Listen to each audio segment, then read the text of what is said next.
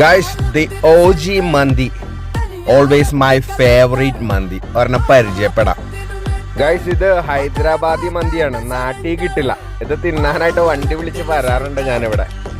ഇപ്പോഴും പല നാട്ടിലും നാട്ടുകാരും ധരിച്ചു വെച്ചേക്കുന്നത് ഈ മാഗീസ് ക്യൂബും 2 ഉണക്ക നാരങ്ങയും ഇട്ട ചോറിന്റെ കൂടെ അൽഫാമോ ഷവായിയോ വെച്ചു കൊടുത്ത മന്തിയായി എന്നാണ്.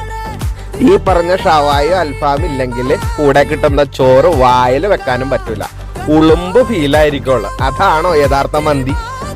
കുഴിമന്തി എന്ന് പറഞ്ഞാൽ കുഴിമന്തി തന്നെയായിരിക്കണം. അതിന്റെ ഫീലൊന്ന് വേറെ തന്നെയാണ്. അതിന് കുഴി വേണം, ആ നെയ്യൊക്കെ നല്ല രീതിയിൽ ഇറങ്ങി ചോറിൽ പിടിക്കണം, യമനി മസാല വേണം. ഇതൊക്കെ ചേർന്ന് കിട്ടുമ്പോൾ ആ ഫ്ലേവർ സ്പെഷ്യൽ ആകുള്ളു. അല്ലാത്ത മന്തി എന്ത് കുന്തം.